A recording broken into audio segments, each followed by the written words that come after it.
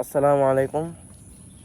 আপনি জানেন যে যখন একবার মোবাইল ফোনটা টাচ করি তখন ঠিক কতক্ষণ সময় পার হয়ে যায়। বিশেষ করে যখন মোবাইলে নোটিফিকেশন বাজে, সাউন্ডটা শুনি, তারপরে যে একবার মোবাইল ধরি তখন কতক্ষণ পার হয় সেটা তো টেরই পাই না। আমার এক সময় মোবাইল দেখলেই আর হাতে সহ্য হতো না, হাতে সুরসুরি বেড়ে যেত আর আমি মোবাইলটা নিয়ে নিতাম। মোবাইলে একেবারে দেখতে দেখতে ঘুম থেকে ওঠার আগে দেখতাম, তারপরে ঘুমাবো তখনও দেখতাম, ঘুম থেকে উঠে কতক্ষণ দেখতাম, তারপরে খাওয়ার আগে, খাওয়ার পরে, খাওয়ার সময় সারাক্ষণ মোবাইল দেখতাম, বাইরে হাঁটতে গেলেও মোবাইল দেখতাম, এমনকি কোনো কোনো সময় খেলতে গেলেও মোবাইল দেখতাম। মানে মোবাইলটা একটা বাজে নেশায় পরিণত হয়েছিল, কিন্তু আউটপুট ছিল সম্পূর্ণ জিরো। পরে একদিন আমার রিয়েলাইজেশন হলো যে আসলে তো মোবাইল দেখে আমার কোনো বেনিফিটই হচ্ছে না। বিশেষ করে সোশ্যাল মিডিয়া দেখে তো আরও কোনো বেনিফিটই নেই। পরে এটা আমার মাথা ব্যথার কারণ হয়েছে কিছুদিনের জন্য এটা আমার মাথা ব্যথার কারণ হয়ে যায়। আমি কি একটা জিনিসে সময় পার করছি যেটা দ্বারা আমার কোনো লাভই হচ্ছে না, উল্টো ব্রেনে এফেক্ট হচ্ছে, আমার অ্যাংজাইটি বেড়ে যাচ্ছে। মানে একটা রিয়েল ওয়ার্ল্ড থেকে আমি বিচ্যুতি হয়ে গেছিলাম। এখন পরে ভাবলাম যে এটা তো আসলে একটা সলিউশন দরকার। পরে আমি কিছু এফেক্টিভ সলিউশন ব্যবহার করি। আমি প্রথমত মোবাইলের অপ্রয়োজনীয় সকল অ্যাপ ডিলিট করি, সকল সোশ্যাল মিডিয়ার নোটিফিকেশন বন্ধ করে দিই।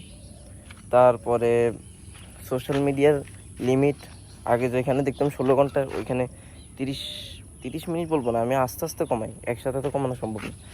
16 ঘন্টা থেকে 12 ঘন্টা করে, 12 ঘন্টা থেকে 8 ঘন্টা করে, এভাবে করে আমি একসময় 30 মিনিটে আনি সোশ্যাল মিডিয়া। এখন 30 মিনিটে এনেছিলাম। তারপরে কোনো নির্দিষ্ট কাজের সময় মোবাইল ফোন দূরে রাখার চেষ্টা করতাম, বা কাছে রাখলেও মোবাইল ফোনে একটু দৃষ্টির অগোচরে রাখতাম। আর সব সময় নতুন কিছু শেখার জন্য করতাম। যে সময়টা আমি আগে অন্য কিছুতে করতাম, সোশ্যাল মিডিয়াতে ব্যয় করতাম, আমি ওই সময়টাতে মোবাইল ফোনে স্কিল শিখতাম। আমি আরও 3 বছর আগ থেকে স্কিল শেখা শুরু করি, বিভিন্ন স্কিল, কমিউনিকেশন স্কিল, তারপরে বলেন গ্রাফিক ডিজাইন স্কিল, বিভিন্ন ধরনের স্কিল শেখা শুরু করি। মানে যেটা আমাকে অনেক হেল্প করে সোশ্যাল মিডিয়ার ওয়ার্ল্ড থেকে সরে যেতে। আর আমি বাইরে হাঁটতে যেতাম সবসময় মোবাইল ছাড়া। আমি এমনকি স্কুল, কলেজ সবসময় মোবাইল ছাড়া হাঁটতে যেতাম। আমার বন্ধুরা বলতো যে তুই মোবাইল আইফোন ব্যবহার করস, মোবাইল নাই তো, মোবাইল আনস না কেন? তো আমি পরে এসব কানও দিতাম না। আমি বিভিন্নভাবে কথা এড়িয়ে যেতাম।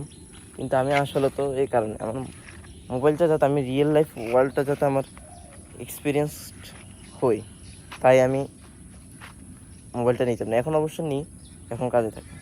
এখন ফাইনালি আমার মানে এত কিছু ফলো করার পর আমার কি হচ্ছে, সত্যি কথা বলতে আমার প্রচুর বেনিফিট হয়েছে, প্রচুর। আল্লাহর রহমতে আমার প্রচুর বেনিফিট হয়েছে। আমি এখন চাইলে আমি মোবাইল ফোনের অ্যাডিকশন কন্ট্রোল করতে পারি। কিন্তু আরেকটা জিনিস, আমি সব কিছু কন্ট্রোল, আমি মোবাইল ফোন দেখাও কিন্তু কমে গেছে। কিন্তু একটা জিনিস আমি এখনও কন্ট্রোল করতে পারিনি। আমি যদি সারাক্ষণও মোবাইল না দেখতে পারি, কিন্তু খাওয়ার সময় যে মোবাইল দেখার অভ্যাস, এটা এখনও সরাতে পারিনি। তবে চাইলে পারি, কিন্তু মাঝে মাঝে ওই খাইতে বসলে আর মানে একটু, আমি তো সারাক্ষণ সোশ্যাল মিডিয়া থেকে দূরে থাকি, খাইতে বসলে একটু আর কি সোশ্যাল মিডিয়া একটু স্ক্রল করি, ওই সময়টুকুই। আর আর সোশ্যাল মিডিয়া আমার দেখাই হয় না। আমি সোশ্যাল মিডিয়া সম্বন্ধে কিছুই জানি না। সো আপনার যদি এরকম মোবাইলে মারাত্মক অ্যাডিকশন থাকে, তাহলে আপনি আমার দেওয়া এই স্টেপগুলো ফলো করতে পারেন। আর আমি আশা করি এই স্টেপগুলো ফলো করলে আপনার সম্পূর্ণভাবে মোবাইল এডিকশনটা চলে যাবে। আর ইনশাল্লাহ মোবাইলের সোশ্যাল মিডিয়া এডিকশন থেকে দূরে থাকাটা অনেক গুরুত্বপূর্ণ জিনিস। তাই আশা করি আপনারা এই উপরের স্টেপগুলো ফলো করবেন। আজকের জন্য এতটুকু। আসসালামু আলাইকুম।